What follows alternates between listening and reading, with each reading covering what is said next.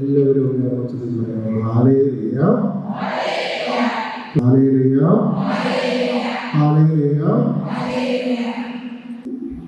ഈശോയുടെ തുറക്കപ്പെട്ട ഹൃദയം കണ്ട ആളുകൾ ശിഷ്യന്മാരിൽ പെട്ടവരാണ്. ആരൊക്കെയാണ് പറയുന്നത്? ആദ്യം തന്നെയാണ് ഈ ശിഷ്യന്മാരിൽ ആദ്യം കണ്ടത് ശരിയാണ്, യോഹന്നാൻ. അതിനുശേഷം ശിഷ്യന്മാരെ കണ്ടാണ് ആര്? തോമസ്. ഈ തോമസ് ലീഗയുടെ ഉള്ളിലെ മനോഭാവം ഒരു ദൈവാനുഗ്രഹങ്ങളും ദൈവാത്ഭുതങ്ങളും ഒന്നും ഇല്ലാതിരുന്നിട്ട് ഈശോയുടെ കൂടെ ഇരിക്കുന്ന തോമസ് ലീഗ നമുക്കും അവരോട് കൂടെ പോയി മരിക്കാം എന്ന് പറഞ്ഞ ഒരു തോമസ് ലീഗ. യോഹന്നാൻ എങ്ങനെയാണ്? കുരിശിൽ ചോട്ട് നിൽക്കാണ്, ബാക്കിയുള്ള എല്ലാവരും ഓടിപ്പോയി. യോഹന്നാന്റെ മനോഭാവം എന്താണ്? മരിക്കുകയാണെങ്കിൽ മരിച്ചോട്ടെ. എല്ലാ ശിഷ്യന്മാരും ഓടിപ്പോയി. യോഹന്നാന്റെ കൂട്ടത്തിൽ നിൽക്കാൻ ശിഷ്യന്മാരെ കടത്തപ്പെട്ട കുരിശിൽ ചോട്ടിൽ ആരും ഇല്ലായിരുന്നു. എല്ലാവരും ഓടിപ്പോയപ്പോഴും യോഹന്നാൻ എന്ത് ചെയ്തു? കുരിശിൽ ചോട്ടിൽ തന്നെ നിന്നു. ആ യോഹന്നാൻ തോമസ് ലീഗയുടെ പ്രത്യേകത നമുക്കും അവരോടും കൂടെ പോയി മരിക്കാം എന്ന് വെച്ച് കഴിഞ്ഞാൽ ഇങ്ങോട്ടൊന്ന് കിട്ടുന്നത് കൊണ്ടല്ല, എന്റെ ജീവിതം തന്നെ എന്തിനേക്ക് കൊടുത്തു? ഈശോയ്ക്ക് വേണ്ടി കൊടുത്തു.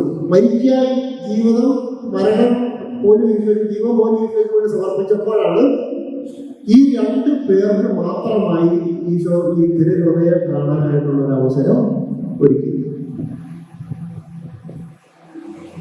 കിട്ടിയോ എന്ന് വെച്ചാൽ അതിന്റെ അർത്ഥം എത്ര ഉള്ളവരെ? ഈശോയുടെ ഹൃദയം തുറക്കപ്പെട്ടൊരു ഹൃദയം ഇരിക്കണം. അല്പം സ്പിരിച്വാലിറ്റിയിൽ അല്പം ആഴമുള്ള ഒരു ആത്മീയതയാണ് എന്ന് പറയുന്നത്. ഈശോയുടെ തുറക്കപ്പെട്ടൊരു ഹൃദയം എനിക്ക് കാണണമെന്നുണ്ടെങ്കിൽ എനിക്ക് വേണ്ട ഏറ്റവും പ്രധാനപ്പെട്ട ഒരു മനോഭാവം എന്ന് പറയുന്നത് നമുക്കും അവരോട് കൂടെ പോയി മരിക്കാം. മരിച്ചാൽ മരിച്ചോട്ടെ, സഹനം വന്നാൽ സഹനം വന്നോട്ടെ, എന്ത് സംഭവിച്ചാലും ഞാൻ എൻ്റെ ഈശോയുടെ കുരിശിൽ ചുവട്ടി നിൽക്കുമെന്നൊരു മനോഭാവമാണ് ഈ രണ്ട് ശിഷ്യന്മാർക്ക് മാത്രം ഈശോയുടെ ഹൃദയം കാണാനായിട്ടുള്ള ഒരു അവസരം കിട്ടിയത്. എന്താ പറയാമോ? ഹല്ലേലൂയ ഹല്ലേലൂയ എന്ന് വെച്ച് കഴിഞ്ഞാൽ എൻ്റെ അർത്ഥം സ്നേഹം പറഞ്ഞവര്, നമ്മുടെ ജീവിതത്തിൽ ഇപ്പം എനിക്ക് വളരെ കൃത്യമായിട്ട് പറയാൻ സാധിക്കും.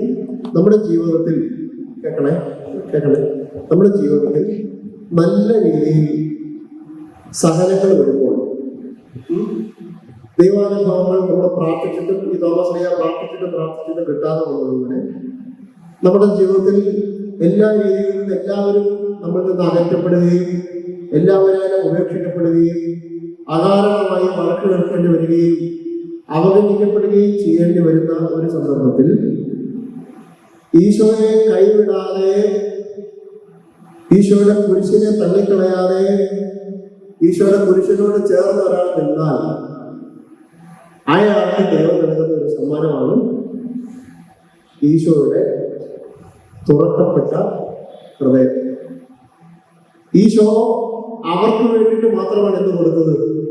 ഈ പറയുന്ന ഹൃദയം കാണാനായിട്ടുള്ള ഒരു അവസരം ഈശോ അവർക്ക് മാത്രമായിട്ടാണ് സമ്മാനിച്ചത്. എന്ന് വെച്ച് കഴിഞ്ഞാൽ എനിക്ക് നിങ്ങളോട് പറയാനായിട്ടുള്ള ഒരു കാര്യം,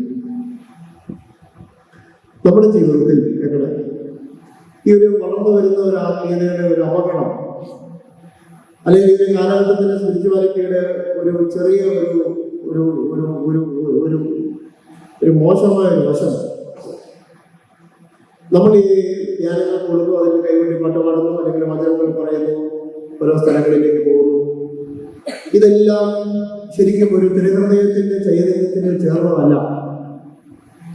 തെറ്റിദ്ധരിക്കരുത്. അതായത് ഈശോയുടെ ഹൃദയം മുറിഞ്ഞ ഒരു ഹൃദയമാണ്, അതെപ്പോഴും മുറിഞ്ഞു തന്നെയാണ് ഇരിക്കുന്നതെങ്കിൽ അതിന്റെ അർത്ഥം ഇങ്ങോട്ട് വാ, നിന്റെ എല്ലാ മുറിവും ഞാൻ മാറ്റിത്തരാം എന്നല്ല. മറിച്ച് നിനക്ക് ഇങ്ങോട്ട് വാ, നിന്റെ മുറിവിൽ നിനക്ക് നിലനിൽക്കാൻ വേണ്ട ബലം ഞാൻ തരാം എന്നാണ് അതിന്റെ അർത്ഥം. പ്രിയപ്പെടുന്നുണ്ടോ? ഇങ്ങോട്ട് വാ, നിന്റെ ഈ മുറിവ് മാറ്റിത്തരുന്നതല്ല, നിന്റെ ഈ മുറിവ് ഞാൻ ആശ്വസിപ്പിക്കാം എന്ന് വെച്ചാൽ അതിന്റെ അർത്ഥം ഈ മുറിവ് നിനക്ക് സഹിക്കാൻ വേണ്ട ബലം ഞാൻ നിനക്ക് തരാം എന്നാണ്. ഈ മുറിവിനെല്ലാം സൗഖ്യം ഞാൻ തരാം, ഈ മുറിവിൽ ഞാൻ എല്ലാം വിടുതൽ തരാം എന്നാണ് നമ്മൾ വിചാരിക്കുന്നതെങ്കിൽ അതിന്റെ ഒരു അപകടം എന്താണെന്ന് വെച്ച് കഴിഞ്ഞാൽ നമ്മൾ ഈശോയിലേക്ക് വരുന്നത് മുഴുവനും ഈ സൗഖ്യവും വിടുതലും കിട്ടാൻ വേണ്ടി മാത്രമായി മാറും.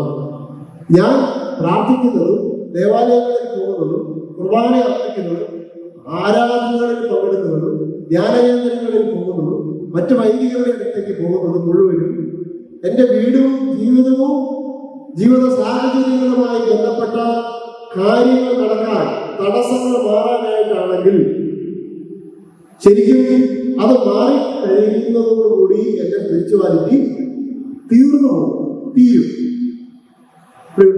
ആ തടസ്സം മാറുക, ആ രോഗം മാറുക, ആ ജോലി അല്ലെങ്കിൽ ആ കൊച്ചുങ്ങൾ, ആ മകൾ അല്ലെങ്കിൽ ആ ബിസിനസ് അതല്ലെങ്കിൽ ആ സ്ഥലം എടുക്കുക, അത് മാറാൻ വേണ്ടിയിട്ട് മാത്രമാണ് എന്റെ സ്പിരിച്വാലിറ്റി എങ്കിൽ അത് തിരുഹൃദയവും ആത്മീയതയുമായി ചേർന്നതല്ല. കാരണം എന്താണ്? അത് മാറിയാൽ, ഇതെല്ലാം മാറിയാൽ എനിക്ക് ഈശോയോടുള്ള വിശ്വാസം വർദ്ധിക്കുമെന്നുള്ളത് എനിക്കുള്ള കാര്യം എന്താണെന്നറിയോ? നമ്മളെപ്പോലെയുള്ളൂ, അതായത് പരമ്പരാഗതമായി മാതാപിതാക്കന്മാരിലൂടെ വിശ്വാസം കൈമാറ്റം ചെയ്യപ്പെട്ട് ഈശോയെ അറിഞ്ഞ ഒരു വിഭാഗത്തിന് ഇനിയും വലിയ അത്ഭുതങ്ങളും അടയാളങ്ങളും പ്രവർത്തിച്ചിട്ട് ദൈവത്തിന്റെ ശക്തി വെളിപ്പെടേണ്ട ഒരു കാലം അത് കഴിഞ്ഞു. ദൈവത്തിന്റെ ശക്തി അത്ഭുതങ്ങളിലൂടെ അടയാളങ്ങളിലൂടെ ദൈവത്തിന്റെ ശക്തി അറിയപ്പെടണം. അത് ഈശോയെ അറിയാത്ത ജനങ്ങൾക്കാണ്. ഈശോയെ അറിഞ്ഞ ഒരു ജനത്തിന് തലമുറകളിലൂടെ ഈശോ ഏകദൈവമാണെന്നും സത്യദൈവമാണെന്നും മാതാപിതാക്കന്മാരിലൂടെ ഇത്രയും കാലഘട്ടത്തെ വിശ്വാസ ജീവിതത്തിലൂടെ മനസ്സിലാക്കിയ ഒരാൾക്ക് ഇനിയും പോയി സൗഖ്യവും അനുഗ്രഹവും അത്ഭുതവും കിട്ടിയിട്ട് ഈശോയെ അറിയേണ്ട ഒരു കാലം കഴിഞ്ഞു. നമുക്കത് കിട്ടാതിരിക്കുമ്പോ, കേൾക്കുന്നുണ്ടോ? ഇതൊന്നും കിട്ടാതിരിക്കുമ്പോൾ എല്ലാ ഭാഗത്തു നിന്നും പ്രതികൂലങ്ങളും ഏകാന്തതകളും അപകടങ്ങളും തടസ്സങ്ങളും ഉള്ളപ്പോ അതിൻ്റെ അകത്തൊരു ദൈവമുണ്ടെന്നും അതിൻ്റെ അകത്ത് നിന്നെ ഒരു ദൈവം വിശുദ്ധീകരിക്കുന്നുണ്ടെന്നും അറിയുന്നിടത്താണ് തിരുഹൃദയത്തിന്റെ ആത്മീയത. പറയാമോ? ഹല്ലേലൂയ. അതിൻ്റെ അകത്തൊരു വിശുദ്ധി ഒളിഞ്ഞിരിക്കുന്നുണ്ടെന്ന് ഒരാളെങ്കിലും പിടികിട്ടിയാൽ ഞാൻ പറയും, അയാൾ വിശുദ്ധനായി മാറും. ഈ അത്ഭുതം അറിയാമോ കിട്ടിയതിന്റെ പേരിൽ ഞാനോ നിങ്ങളോ ഒരിക്കലും സ്വർഗത്തിൽ പോകത്തില്ല. അത്ഭുതങ്ങളോ അടയാളങ്ങളോ അനുഗ്രഹങ്ങളോ കിട്ടിയതിന്റെ പേരിൽ ഞാനോ നിങ്ങളോ വിശുദ്ധരാകത്തില്ല. വിശുദ്ധിയിലേക്ക് വരണമെന്നുണ്ടെങ്കിൽ ഈശോയുടെ ഹൃദയത്തിൽ നിന്ന് നമുക്ക് തരുന്ന ഏറ്റവും വലിയ അനുഗ്രഹമായ ഈ വിശുദ്ധി എനിക്ക് കിട്ടണമെങ്കിൽ എനിക്ക് വേണ്ടത് ഈ കുരിശിൽ യോഹന്നാൻ ഈശോയോട് ചേർന്ന് നിന്നതുപോലെ നമുക്കും അവനോട് കൂടെ പോയി മരിക്കാം എന്ന സഹനത്തിന്റെ വേളകളിൽ ഈശോയോടൊപ്പം ചേർന്ന് നിൽക്കാനായിട്ടുള്ള ഒരു ബലം അത് അതിന്റെ അകത്തുണ്ടെങ്കിലേ കിട്ടും. അങ്ങനെ ഉള്ളവന് മാത്രമേ എന്തിലേക്ക് പോകാൻ പറ്റൂ? വിശുദ്ധിയിലേക്ക് പോകാൻ പറ്റൂ. അല്ലാത്ത ആത്മീയത മുഴുവനും കാര്യസാധ്യതത്തിന് വേണ്ടിയിട്ടുള്ള ആത്മീയതകളാണ്. ആ ആത്മീയത മുഴുവനും അത് കിട്ടുന്നതോടുകൂടി അവസാനിക്കും. ഇനി ഏതായാലും കുറച്ച് ആളുകൾ അത് കിട്ടുന്നതിന്റെ പേരിൽ ആ വിശ്വാസത്തിൽ ആഴപ്പെടുന്ന ആളുകളും ഉണ്ട്. പക്ഷേ ഭൂരിഭാഗം ആളുകൾ എന്തിലേക്ക് പോകും? എനിക്ക് പ്രാർത്ഥിച്ചു, അല്ലെങ്കിൽ ആ ഓർമ്മ എടുത്തു, അതല്ലെങ്കിൽ ഈ കാര്യം ഇത്ര തവണ ചൊല്ലി, ഈ വചനം ഇത്ര തവണ എഴുതി, ഇത് കിട്ടി, അതോടെ എന്റെ സ്പിരിച്വാലിറ്റി തീർന്നു, അതോടെ എന്റെ ഭക്തി തീർന്നു, അതോടെ എന്റെ കുർബാന തീർന്നു, അതോടെ എന്റെ ഈശോയുടെ സ്നേഹം തീർന്നു. അതല്ല ഈശോ നമ്മൾ കാണിക്കുന്നത്. ഞാൻ പറയാൻ കാര്യം എന്താ വെച്ചാൽ, എന്റെ ജീവിതത്തിൽ ഈശോ ഈ പറയത്തക്ക രീതിയിൽ നിങ്ങൾ കാണുന്ന രീതിയിലുള്ള ഒരത്ഭുതവും ഒരടയാളവും ഈശോ ഇത്ര കാലമായിട്ട് എന്റെ ജീവിതത്തിൽ പ്രവർത്തിച്ചിട്ടില്ല. പക്ഷേ ഞാനിങ്ങനെ ഒരു വികലാംഗ അറിയാമെന്നിരിക്കുന്നു. അതായത് എന്റെ 20ാമത്തെ വയസ്സിൽ അച്ഛനാകെ പഠിച്ചുകൊണ്ടിരിക്കുന്ന കാലത്ത് എനിക്ക് ക്യാൻസർ വന്ന് എന്റെ കാല് ഒരെണ്ണം മുറിച്ചു കളഞ്ഞു. ഒരു കാല് മുട്ടിന് മുകളിൽ ഇല്ല, മുട്ടില്ല. എനിക്ക് നടക്കുന്ന മുട്ട്, ഈ ഒരു മുട്ടില്ല, ഒരു കാലം ഇടത് കാലില്ല. മുട്ടിന് മുകളിൽ മുറിച്ചേക്കാണ്, വെപ്പുകാലാണ് ഇപ്പൊ ഞാൻ നിൽക്കുന്നത്. അത് ഞാൻ സെമിനാരിയിൽ പഠിച്ചുകൊണ്ടിരിക്കുന്ന കാലത്ത്, അതായത് അച്ഛനാകാൻ വേണ്ടിയിട്ട് സെമിനാരി ചേർന്നിട്ട് 3 കൊല്ലം, 4ാമത്തെ കൊല്ലമാണ് എനിക്ക് ക്യാൻസർ വരുന്നത്.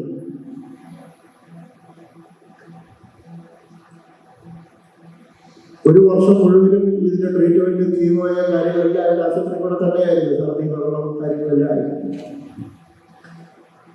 അതിനുശേഷം വീണ്ടും ഈ വെപ്പാലെല്ലാം നിങ്ങൾക്ക് അറിയാമല്ലോ, ഞങ്ങൾ എന്റെ കണ്ണിന് തലമൊക്കെ കറന്നുപോകാനാണ്.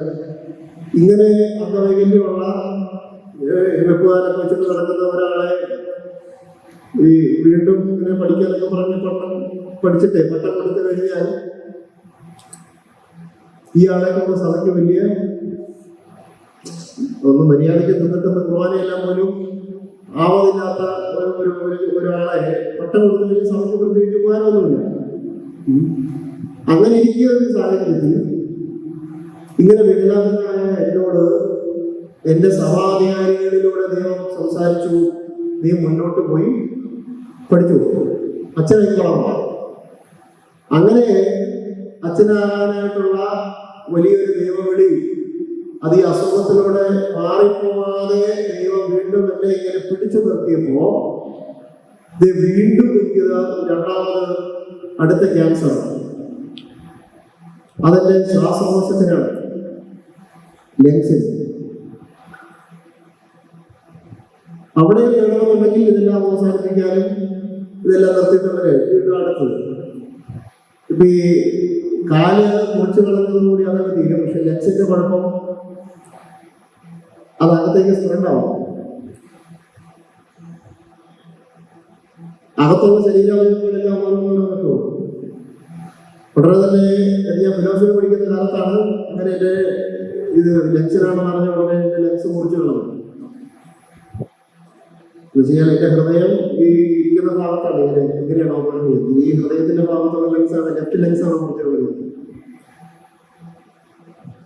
ദൈവവചനത്തിലൂടെ നിങ്ങളെ സ്പർശിക്കാൻ വേണ്ടി ദൈവം എന്നെ ഉപയോഗിക്കുകയാണ്. മനസ്സിലാവുന്ന വിചാരിക്കും. അപ്പോ ദൈവത്തിന്റെ ഈശോയുടെ കുരിശിനോട് ചേർന്ന് നിന്നാൽ കിട്ടുന്ന ഒരു അനുഗ്രഹം.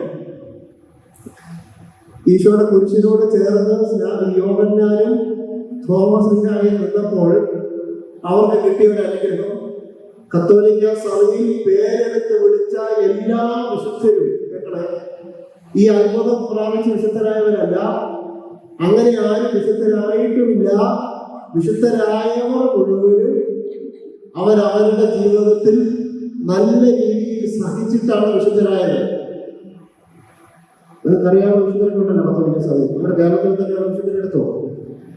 അവരൊക്കെ നല്ല രീതിയിൽ ശാരീരികമായിട്ടും മാനസികമായും സഹിച്ച് ആ സഹനത്തിന്റെ വേളകളിൽ ഈശോയെ ഉപേക്ഷിക്കാതെ അവിടെ പിടിച്ചു നിന്നവരാണ് വിശുദ്ധരായവർ. ഹൃദയത്തിൽ നിന്ന് ഈശോ നമുക്ക് നൽകുന്ന ഏറ്റവും വലിയ അനുഗ്രഹം വിശുദ്ധിയാണ് എന്ന് ഞാൻ ആദ്യത്തെ സെഷനിൽ പറഞ്ഞത്. അതിന്റെ അർത്ഥം ഈ ഹൃദയത്തിൽ ഇങ്ങനെ മുറിവിനോട് ഈശോയുടെ സഹനത്തോട് ഇങ്ങനെ പിടിവിടാതെ നമ്മുടെ ജീവിതത്തിൽ ഇങ്ങനെ മറ്റുള്ളവർ നമ്മുടെ ഹൃദയത്തെ ഇങ്ങനെ കുത്തി മുറിവെക്കും. ഇപ്പൊ ശാരീരിക മുറിവ് മാത്രമാണോ ഒരു നിർബന്ധം? ഹൃദയത്തെ എന്ത് ചെയ്യും അല്ലേ? നമ്മളിങ്ങനെ വീടിൻ്റെ അകത്തൊക്കെ അതിങ്ങനെ കുന്നങ്ങോട്ടായിരിക്കണമെന്നില്ല കുത്തുന്നത്, വേറെ പല രീതിയിലും കുത്തും. അപ്പൊ നമ്മളിങ്ങനെ കുത്തി നോക്കുമ്പോൾ നമ്മുടെ വായിൽ നിന്ന് വരുന്ന വാക്ക് ഏത് തരത്തിൽ, ഇപ്പൊ ഈ നല്ല വാക്കുകളിലൂടെ അതുപോലെ തന്നെ കുത്തുമ്പോഴാണ് ശരിക്കും ഇത് മച്ചുവറായെന്ന് അറിയുന്നത് എങ്ങനെയാണ്? നമ്മൾ ഈ കുത്തി നോക്കിയിട്ടാണ് ഇത് മൂത്തതാണോ നോക്കുന്നത് അല്ലേ? ഈ കപ്പളങ്ങായും പിന്നെ ചക്കയൊക്കെ അല്ലേ, അതായോ മൂത്തതാണോ നമ്മൾ കുത്തുപോകും എന്ന് പറഞ്ഞാൽ നമ്മൾ ആത്മീയമായി പക്വത പ്രാപിച്ചവരാണോ എന്നറിയാൻ ഇങ്ങനെ കുത്തുവരും.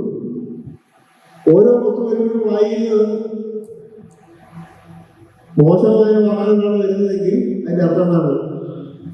ഞാൻ ഇതുവരെയും ആത്മീയ പക്വത പ്രാപിച്ചിട്ടില്ല. അതേസമയം അകാരണമായ ഞാനൊരു തെറ്റ് ചെയ്യാതിരുന്നിട്ടും എനിക്കെതിരെ നാട്ടിൽ അപവാദം പറഞ്ഞു വരുത്തി വീട്ടുകാരുടെ ഇടയിലും യുവതങ്ങളുടെ വീട്ടിലും നാട്ടുകാരും ബന്ധുജനങ്ങൾക്കിടയിലും നമുക്കെതിരെ അപവാദങ്ങളും പരിഹാസങ്ങളും പറഞ്ഞ് വരുത്തിക്കുന്നത് നടക്കുമ്പോൾ ഇത് നമ്മൾ അറിയും. എനിക്കെതിരെ ഇവനെ പറഞ്ഞെടുത്തു. ഇത് അറിഞ്ഞുകൊണ്ട് ഈ ആളെ നമ്മുടെ ഈ സ്നേഹപരിധിക്കകത്ത് എനിക്ക് നിർത്താൻ പറ്റുന്നുണ്ടെങ്കിൽ ഞാൻ പറയാം, അയാൾ ആരാണ്? ഈ ഹൃദയത്തിന് ഒത്താനാണ്. അതേസമയം അവൻ എനിക്കെതിരെ പറഞ്ഞു. കൂടുതലും ഒരു വീടിന്റെ അകത്ത് തന്നെയാണ് കൂടുതലും പ്രശ്നം. നാട്ടുകാരൊന്നും പോകാം. വീടിന്റെ അകത്ത് തന്നെ നേരിട്ടല്ല സംസാരിക്കുന്നത്, നമ്മളൊരു ഫോൺ വിളികളിലൂടെയാണ്.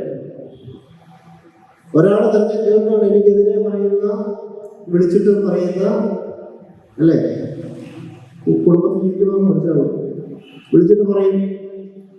അപ്പൊ നമുക്കെതിരെയുള്ള അപവാദങ്ങൾ അപ്പുറത്തേക്ക് എന്ത് ചെയ്യണം? ഫോൺ വിളികളിലൂടെ കുത്തുവാക്കുകളായിട്ട് ഞാൻ കേൾക്കുകയാണ്. ഇപ്പോഴത്തെ മുറിയിലിരുന്ന് എനിക്കെതിരെ സംസാരിക്കുന്നത്. അതിനുശേഷം ഇറങ്ങി വരുമ്പോ എനിക്കെതിരെ തെളിവ് പറഞ്ഞ എന്റെ അമ്മയാകാം, മകളായിരിക്കാം, അപ്പനാകാം, സഹോദരനാകാം, ഈ ആളെ എനിക്ക് യാതൊരു പരിഭവവും ഇല്ലാതെ എനിക്ക് അംഗീകരിക്കാനും അയാളെ പഴയ സ്നേഹത്തോടെ തന്നെ വീണ്ടും തുടരാനും എനിക്ക് സാധിക്കുന്നുണ്ടെങ്കിൽ ഞാൻ പറയും അവന്റെ ഹൃദയം ഇഷ്ടമാണ്. അവനെ ഇവനെ കുത്തി മുറിവേൽപ്പിക്കുമ്പോ ഞാൻ എന്ത് കൊടുക്കുന്നത്? തിരിച്ചു കൊടുക്കുന്നത് ആ കുത്തിനൊത്ത തിരിച്ചു കുത്തല്ല, മറിച്ച് ആ കുത്തിപ്പോ അയാളിലേക്ക് കരുണയും സ്നേഹവുമാണ്, രക്തവും ജലവുമാണ്. അങ്ങനെ ഈശോയുടെ കുരിശിനൊപ്പം എനിക്ക് പിടിച്ചു നിൽക്കാൻ, അങ്ങനെ എനിക്ക് നിൽക്കാൻ പറ്റുന്നുണ്ടെങ്കിൽ ഞാൻ ഈശോയുടെ ഹൃദയത്തിന്റെ ഒത്ത അതുകൊണ്ടാണ് ഈ ഹൃദയത്തിന്റെ ചുറ്റും എത്തുന്നത് ഒരു ഉൾക്കിരീടമാണ്. അത് മുറിഞ്ഞൊരു ഹൃദയമാണ്. അങ്ങനെയുള്ള ഒരാൾക്ക് ഈ സ്നേഹമുള്ളവരെ ഈശോയുടെ തിരുഹൃദയം പോലെ മാറാൻ, നമുക്ക് മനുഷ്യന്റെ ഹൃദയമല്ല, തിരുഹൃദയം പോലെ മാറണമെന്നുണ്ടെങ്കിൽ അത് നന്നായിട്ട് പരിവർത്തനം. അതെല്ലാം ഈ സെയിം സോണിൽ എല്ലാം പ്രാർത്ഥിക്കുമ്പോൾ എനിക്ക് കിട്ടുകയും എല്ലാ ഐശ്വര്യങ്ങളും അത്ഭുതങ്ങളും കിട്ടുകയും ചെയ്യുന്ന ഒരിടത്ത് ഇത് മനസ്സിലാക്കാൻ പറ്റില്ല. അതിന് ചെറിയ ചെറിയ സഹനത്തിന്റെ വഴികളിലൂടെ നമ്മൾ എന്ത് ചെയ്യേണ്ട വരും? കടന്നു പോകേണ്ടതായി പറയാം. Hallelujah, hallelujah. ലൂക്ക 9:23 ഈശോ പറയുന്നുണ്ട്, ആരെങ്കിലും എന്നെ അനുഗമിക്കാനായിട്ട് ആഗ്രഹിക്കുന്നുണ്ടെങ്കിൽ അവൻ എന്ത് ചെയ്യണമെന്ന് ഈശോ പറഞ്ഞേ? തന്നെ തന്നെ പരിത്യജിച്ച് തന്റെ കുരിശും എടുത്ത്. നമ്മൾ ഈശോയെ അനുഗമിക്കുന്നത് മുഴുവനും എങ്ങനെയെങ്കിലും എന്റെ ജീവിതത്തിൽ ഉണ്ടായിക്കൊണ്ടിരിക്കുന്ന ഈ കുരിശുകളെ മാറ്റിക്കിട്ടാൻ വേണ്ടിയിട്ടാണ്. ഒരു വിഭാഗം സ്പിരിച്വാലിറ്റി പറയും നിന്റെ കുരിശ് മുഴുവനും നിന്റെ ജീവിതത്തിന്റെ പാപത്തിന്റെ പരിണതഫലമാണ്. കേൾക്കുന്നുണ്ടോ? ഇപ്പൊ നിന്റെ ജീവിതത്തിൽ തകർച്ച ഉണ്ടാകുന്നുണ്ടെങ്കിൽ നീ കഴിഞ്ഞ കാലത്ത് ചെയ്ത കുറെ പാപം നിന്നെ വേട്ടയാടുന്നതെന്നാണ്. ഇപ്പൊ നിന്റെ ജീവിതത്തിൽ ഈ ബിസിനസിന്റെ തകർച്ച, മക്കളുടെ രോഗം എല്ലാം വരാൻ കാരണം നിന്റെ ജീവിതത്തിന്റെ കഴിഞ്ഞ കാലത്ത് നീ ചെയ്ത പാപം ഇല്ലെന്ന് ഞാൻ പറയുന്നില്ല. പക്ഷേ അതുകൊണ്ട് മാത്രമല്ല എന്റെ ജീവിതത്തിൽ കുരിശുണ്ടാകും. വേറൊരു ആളുകൾ പറയും നീയല്ല നിന്റെ മരിച്ചുപോയ മാതാപിതാക്കന്മാർ തലമുറകൾ ചെയ്ത പാപത്തിന്റെ ഭാരം കാരണമാണ് നിനക്കിപ്പോ ക്യാൻസർ വന്നു. തലമുറ ചെയ്ത പാപത്തിന്റെ പരിണതഫലമുള്ളതിന്റെ പേരിലാണ് നിന്റെ കുടുംബത്തിൽ ഇപ്പോഴും ഒരു ഉയർച്ച ഉണ്ടാകാതെ നീ തകർന്നു കിടക്കുന്നതിന്റെ കാരണം. അങ്ങനെ പറയുന്ന സ്പിരിച്വാലിറ്റി. മറ്റൊരു വിഭാഗം ആളുകൾ പറയും നിന്റെ ജീവിതത്തിൽ ഒരു ഗതി പിടിക്കാത്തതിന്റെ പിന്നിലെ കാരണം നിന്റെ അയലോക്കക്കാരെ നിനക്കെതിരെ കെടുക്കണം. ഈ നാട്ടിൽ അതെങ്ങനെയാണെന്ന് എനിക്കറിയില്ല. പണി തീർന്നിട്ടുണ്ട്, മന്ത്രവാദം, കുളത്രം കേട്ടിട്ടുണ്ട്. അപ്പൊ പിന്നെ നമ്മൾ നടക്കാറുണ്ട് ഈ ശാപവും മന്ത്രവാദവും കേൾക്കാൻ വേണ്ടിയിട്ട് നമ്മൾ നടക്കും. പക്ഷെ വളരെ കേൾക്കുന്നത് കേൾക്കാവോ? നമ്മുടെ ജീവിതത്തിൽ ഞാൻ സത്യസന്ധമായി ഈശോയിൽ വിശ്വസിച്ചുകൊണ്ട് വിശുദ്ധമായ ജീവിതം നയിക്കുന്നവരാണെങ്കിൽ നമ്മുടെ ജീവിതത്തിൽ ഉണ്ടാകുന്ന തകർച്ചകൾ മുഴുവൻ്റെയും കാരണം ഇതൊക്കെ അല്ല. ഈശോയുടെ കുരിശിനോട് ചേർന്ന് നിൽക്കാൻ ഈ യോഹന്നാൻ ഈശോയുടെ കുരിശിനോട് ചേർന്ന് നിന്നതുപോലെ ഈ കത്തോലിക്ക സഭയിൽ പേരെടുത്ത വിശുദ്ധന് മുഴുവനും അവരുടെ ജീവിതത്തിൽ ഉണ്ടാകുന്ന വലിയ സഹനത്തിന്റെ നടുവിൽ അവർ ഈശോയോട് ചേർന്ന് നിന്നതുപോലെ ഞാനും ഈശോയുടെ കുരിശിനോട് ചേർന്ന് നിൽക്കാൻ ഈശോയുടെ സഹനത്തോട് ചേർന്ന് നിൽക്കാൻ, ഈശോയോടൊപ്പം സഹിക്കാൻ, അതിന് വേണ്ട ബലമാണ് എനിക്ക് കിട്ടേണ്ടത്. നമുക്കും അവരോട് കൂടെ പോയി മരിക്കാമല്ലോ അല്ലേ? ഒരു നിശ്ചിതി പറഞ്ഞേ ഹല്ലേലൂയ. ഒരു വചനം റോമ 8:17. റോമ 8:17 അവനോടൊപ്പം ഒരിക്കൽ എന്ന് തുടങ്ങി വായിച്ചാൽ മതി. റോമ 8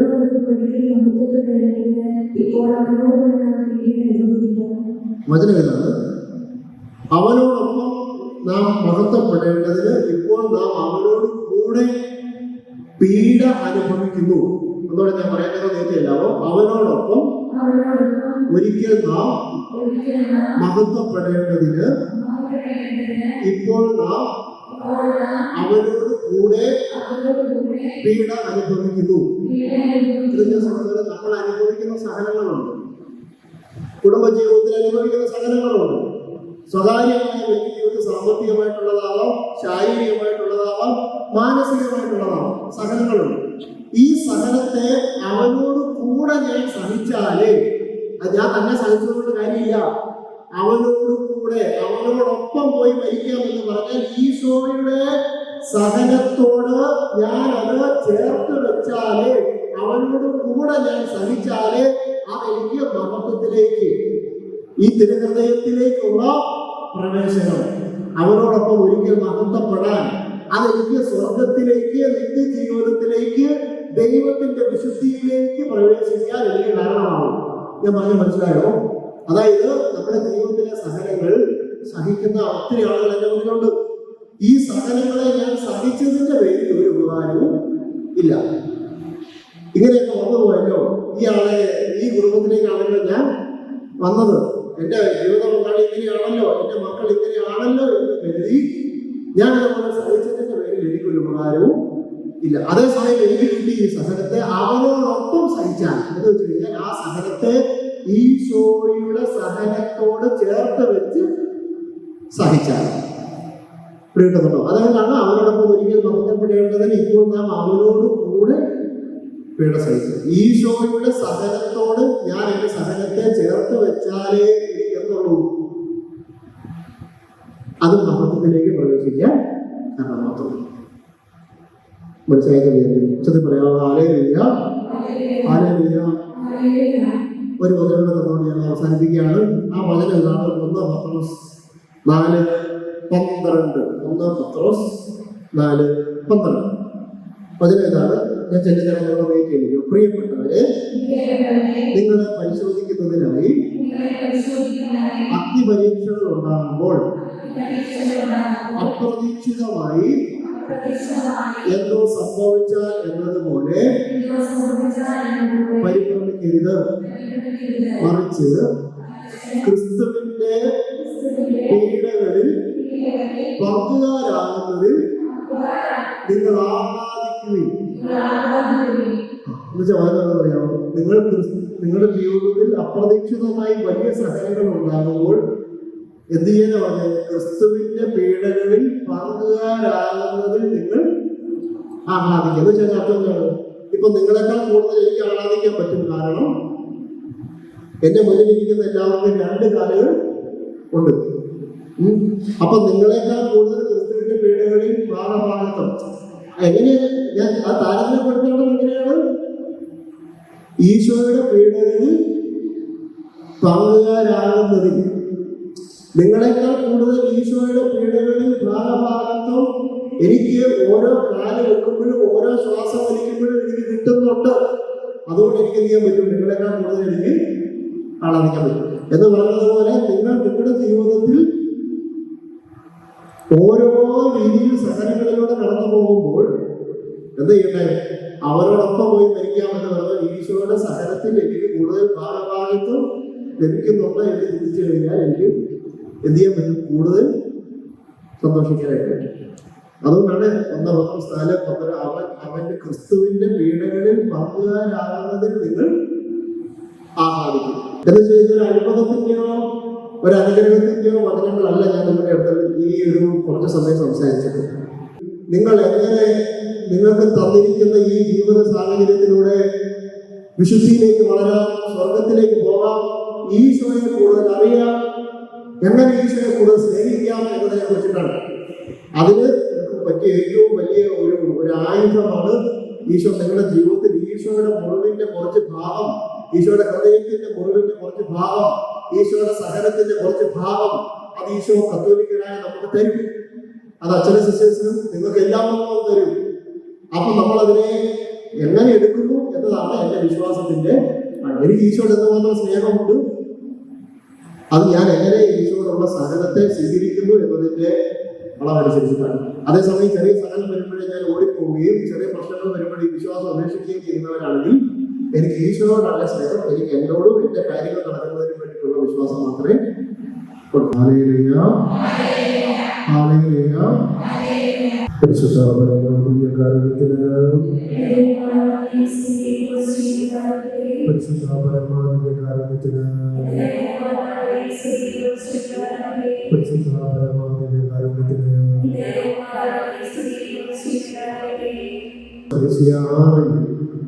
രാജാവ് മരിച്ച വർഷം കർത്താവിനുമായ ഒരു സിംഹാസനത്തിൽ ഉപവിഷ്ടനായിരിക്കുന്നത് ഞാൻ കണ്ടു.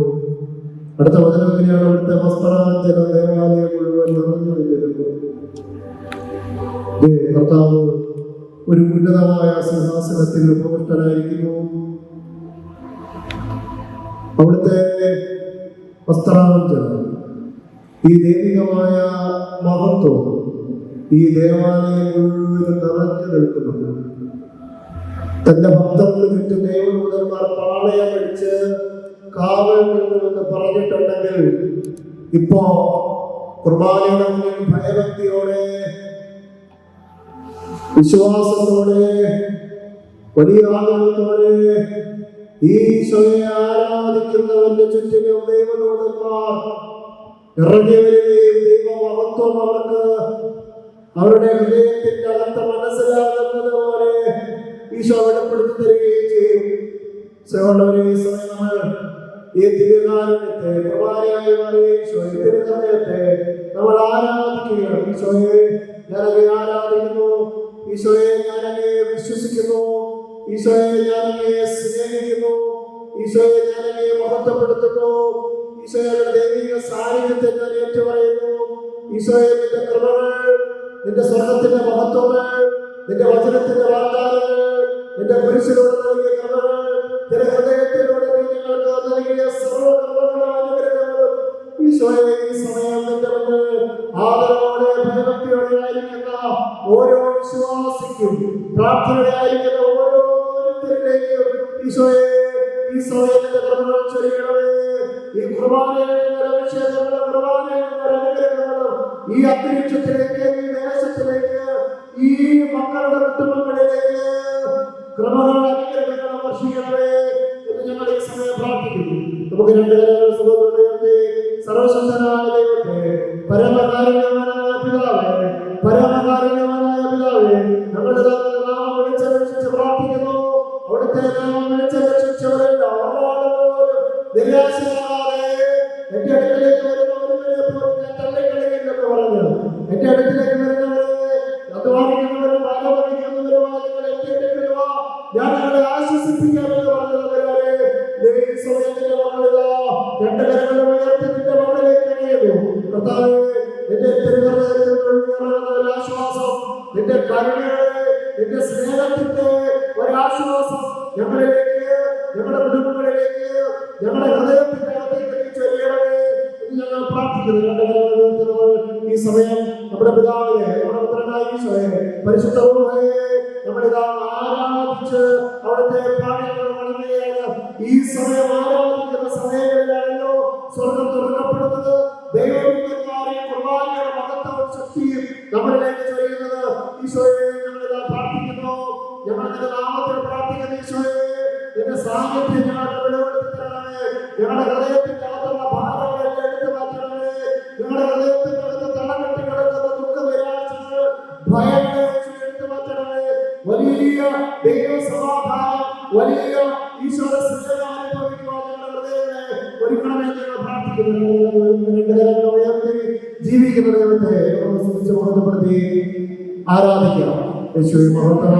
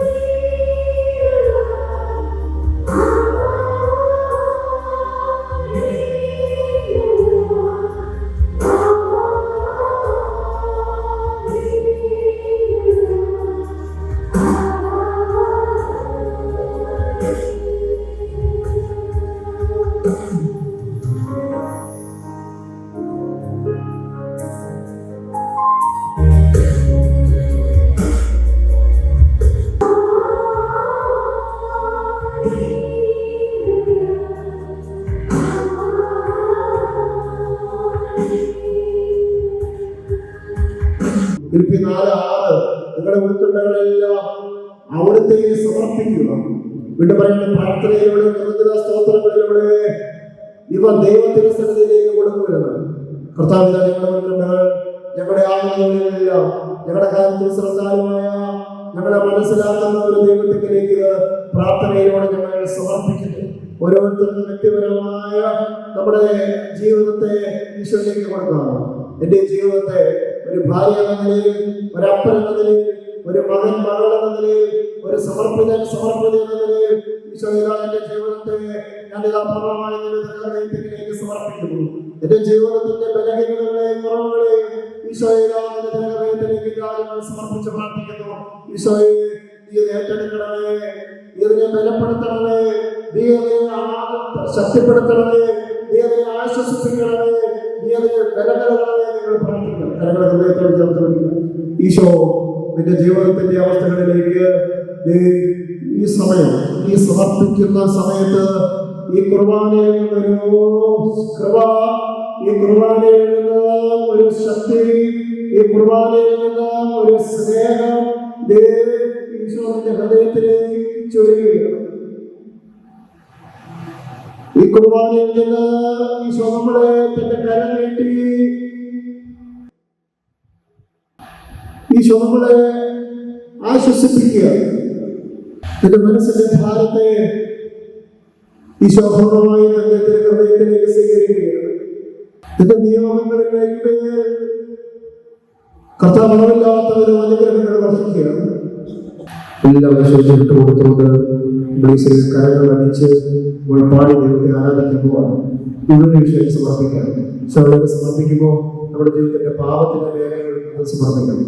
സാമ്പത്തികമായ മേഖലകൾ നമ്മൾ കടന്നു പോകുന്ന പരാധീനതകൾ, ജപ്തികൾ ഉണ്ടാവാം, കടക്കണികളുടെ കടന്നു പോകുന്നവരുണ്ടാവാം, എല്ലാ ഈശോയിലേക്ക് സമർപ്പിക്കാം. നമ്മുടെ കൃഷി വരുമാന മാർഗങ്ങളിൽ ഉണ്ടാവാം, അത് ഈശോയിലേക്ക് സമർപ്പിക്കുക. കുടുംബ ബന്ധങ്ങളിൽ തകർച്ചയുള്ളവരുണ്ടാവാം, അത് ഈശോയിലേക്ക് സമർപ്പിക്കുക. വിദേശത്തായിരിക്കുന്ന മക്കൾ അവരുടെ പഠന ജോലി സംബന്ധമായ മേഖലകളിൽ, വിവാഹ തടസ്സങ്ങളുമായി ബന്ധപ്പെട്ട മേഖലകളിൽ ആകുന്നത് അനുഭവിക്കുന്ന മാതാപിതാക്കന്മാർ ഉണ്ടാവാം, അത് ഈശോയിലേക്ക് സമർപ്പിക്കുക. മക്കളുണ്ടാകാത്തവർ, അതുമായി ബന്ധപ്പെട്ട മക്കളുമായി ബന്ധപ്പെട്ട ആത്മഹത്യ അനുഭവിക്കുന്നവരുണ്ടാകാം, അത് ഈശോയിലേക്ക് സമർപ്പിക്കുക. കർത്താവേ, ഞങ്ങൾ ഗർഭിണികളായിട്ടുള്ളവരുണ്ടെങ്കിൽ അതിനെ ഈശോയിലേക്ക് സമർപ്പിക്കുക. വാർദ്ധക്യ സഹജമായ രീതികളിൽ ക്ലേശം അനുഭവിക്കുന്നവരുണ്ടെങ്കിൽ അത് അവരും ഈശോയിലേക്ക് സമർപ്പിക്കുക. മാറാ രോഗങ്ങളിൽ പലയിടങ്ങളിൽ പോയി സൗഖ്യപ്പെടാത്ത രീതിയിൽ ശരീരത്തിന്റെ ഏതെങ്കിലും ഭാഗത്ത് വിവിധ മാരകമായ രോഗങ്ങൾ പിടിപെട്ടിട്ടുള്ളവർ അവരെ കൂട്ടായ്മയിലുണ്ടെങ്കിൽ, അല്ലെങ്കിൽ അവർക്ക് ഏതെങ്കിലും തരത്തിലുള്ള നിയമങ്ങളുമായി ഈ രോഗങ്ങളുമായി ബന്ധപ്പെട്ട നിയമങ്ങളുമായി ബന്ധപ്പെട്ടിട്ടുള്ളവർ അവരും ഈശോയിലേക്ക് ആ നിയമങ്ങളെ സമർപ്പിക്കുക. ഈ സമയം നമ്മളെല്ലാം നമ്മുടെ ജീവിതത്തെ മുഴുവനും ഈ തിരുഹൃദയത്തിന്റെ അകത്തേക്ക് മുഴുവനും വിട്ടുകൊടുത്തു. എല്ലാ തരത്തിലുള്ള ആഗ്രഹങ്ങളും, എല്ലാ തരത്തിലുള്ള ഉൾക്കൊണ്ടുകളും. അതുകൊണ്ട് ഈശോ പറഞ്ഞത്, നിങ്ങൾ അധ്വാനിക്കുന്നവരും ഭാരം വഹിക്കുന്നവരുമായ എല്ലാവരും എല്ലാവർക്കും വരാവുന്ന ഒരിടമാണ് ഈ തിരുഹൃദയം. എല്ലാവർക്കും സമർപ്പിക്കാവുന്ന ഇടമാണ് ഈ ഹൃദയം. എല്ലാവർക്കും ഈശോയിലേക്ക് സമർപ്പിച്ചുകൊണ്ട് സന്തോഷത്തോടെ നമ്മൾ ഈ സമയം കരങ്ങളടിച്ച് പാട്ടുപാടി കുർബാനയായി ഈശോയെ നമ്മൾ ആരാധിക്കാൻ ശക്തിയോടെ കരങ്ങളടിച്ച് നമ്മൾ ഒന്നുകയാണ് കുർബാനയായ ഈശോയെ സന്തോഷത്തോടെ പാടി ദൈവത്തെ കൊണ്ടുപോകും.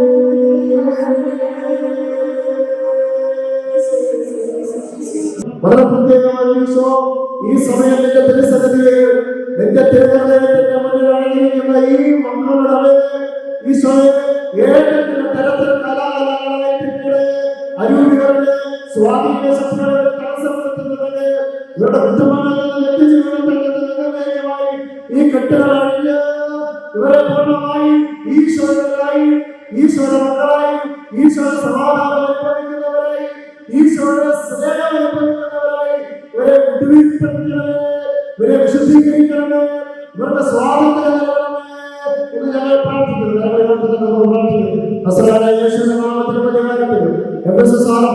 പ്രാർത്ഥിക്കുന്നു.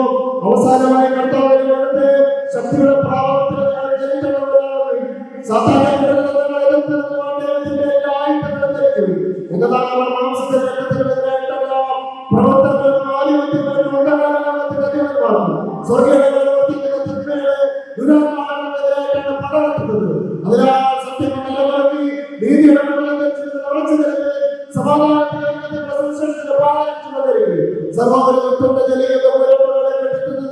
ഞങ്ങളെ ശക്തരാക്കുന്ന വിശ്വാസത്തിന്റെ പരിചയമെടുക്കുക. ദൈവവചനവാദാത്മാവിന്റെ വാഴെടുക്കുകയും ചെയ്യും. കർത്താവിനെ ഞങ്ങൾ പ്രാർത്ഥിക്കുന്ന നാമത്തിൽ, പിതാവിന്റെ നാമത്തിൽ, പുത്രന്റെ നാമത്തിൽ, പരിശുദ്ധാത്മാവിന്റെ നാമത്തിൽ ഈ മക്കളെതിരേക്കുമായി ബന്ധിച്ച് ബഹിഷ്കരിച്ച് ശാസിച്ച് എല്ലാവരും സർവ്വ നിങ്ങളുടെ ആധിപത്യത്തിൽ വിമോചനം നൽകി വിടുതൽ നൽകി ദൈവ സമാധാനത്തിലേക്ക്, ദൈവങ്ങളുടെ രക്ഷയിലേക്ക്, ഈശ്വരന്റെ വിശുദ്ധിയിലേക്ക് ഇവരെ നയിക്കണമേ എന്ന് ഞങ്ങൾ പ്രാർത്ഥിക്കുന്നു. ഈശ്വരനായാൽ വിശുദ്ധീകരിക്കപ്പെടട്ടെ എന്ന് ഞാൻ പ്രാർത്ഥിക്കുന്നു. ഈശ്വരത്തിന്റെ അഭിഷേകത്താൽ ഈ മക്കളുടെ മുന്നിലാകട്ടെ എന്ന് ഞങ്ങൾ പ്രാർത്ഥിക്കുന്നു. ഞങ്ങളുടെ ഹൃദയത്തിലേക്ക് ഞങ്ങൾ ഫലമേൽപ്പിക്കുന്നു. ഈശ്വരന്റെ ഹൃദയം കുടുംബത്തിന്റെ നാഥനായിരിക്കണമേ, ഞങ്ങളുടെ കുടുംബത്തിൽ നടന്നിരിക്കുന്നവരെ നീ തന്നെ പരിപാലിക്കണമേ, ഞങ്ങളുടെ പരിപാലനം വാഴണമേ, നീ തന്നെ ഏറ്റെടുക്കണമേ, നിയന്ത്രിക്കണമേ. ഞങ്ങളുടെ കുടുംബത്തിൽ ഈശോ വാഴണമേ, ഞങ്ങളുടെ കുടുംബത്തിൽ ഈശോ ഭരിക്കണമേ, ഞങ്ങളുടെ കുടുംബത്തിൽ ഈശോ നിയന്ത്രിക്കണമേ. ചേർത്ത് പിടിക്കാം. കടകടക്കുന്നു വിശുദ്ധ കുർബാനയുടെ ഒരു ഗാനം എങ്ങനെയാണ്? സർവാധിപന കർത്താവേ, എന്റെ സർവത്തിന്റെയും അധിപൻ, എന്റെ സർവത്തിന്റെയും നാഥൻ അത് കർത്താവ് നീയാണ്. സർവാധിപന കർത്താവേ, ഞങ്ങൾ വളർന്നു, നിന്നെ ഞങ്ങൾ സ്തുതിക്കുന്നു, നിന്നെ ഞങ്ങൾ ആരാധിക്കുന്നു. ഗാനം ആലപിച്ചുകൊണ്ട് നമ്മുടെ സർവത്തിന്റെ മക്കളുടെ അധിപൻ, എന്റെ ജീവിതത്തിന്റെ അധിപൻ, എന്റെ ജീവിതത്തിന്റെ അധിപൻ, എന്റെ ഭാവിയുടെ അധിപൻ, എന്റെ നിയന്ത്രിക്കുന്നവൻ നീ മാത്രമാണ്. വേറെ ഒന്നും എന്റെ കണ്ണിനെ നിയന്ത്രിക്കാൻ പാടില്ല, വേറെ ഒന്നും എന്റെ അതിരത്തെ നിയന്ത്രിക്കാൻ പാടില്ല, വേറെ ഒന്നും എന്റെ ചിന്തകളെ നിയന്ത്രിക്കാൻ പാടില്ല. കർത്താവ് മാത്രം. കർത്താവ് നൽകുന്ന സമാധാനം, കർത്താവ് നൽകുന്ന ആശ്വാസം, കർത്താവ് നൽകുന്ന നിയന്ത്രണങ്ങൾ മാത്രമേ എന്റെയും എന്റെ കുടുംബത്തെയും എന്റെ ചിന്താഗതികളെ നിയന്ത്രിക്കാൻ പാടുള്ളൂ. സർവ്വ ഈശോയിലേക്ക് സമർപ്പിച്ചുകൊണ്ട് ഒന്ന് ചേർന്ന് ദൈവമക്കൾ ചേർന്ന് പാടുന്നു. സർവാധിപന കർത്താവേ.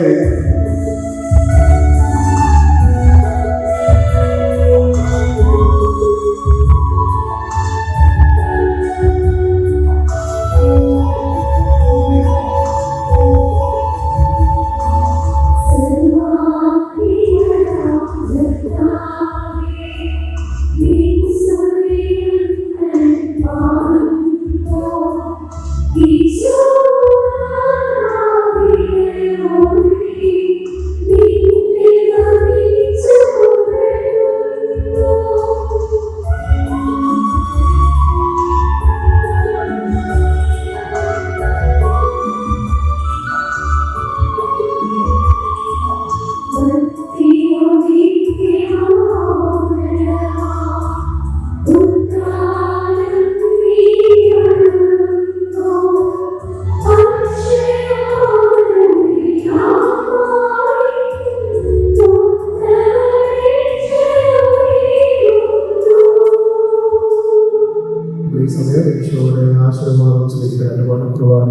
ഈശോയുടെ കുരിശുടയാണ്.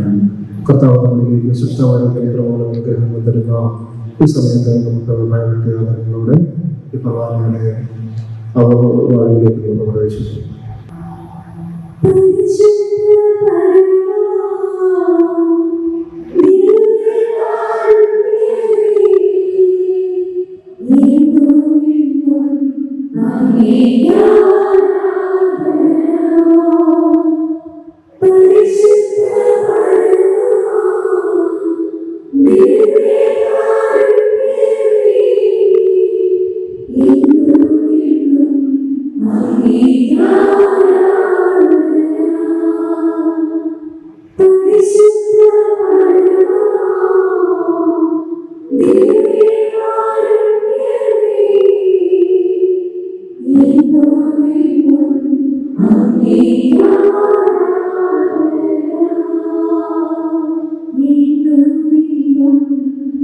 We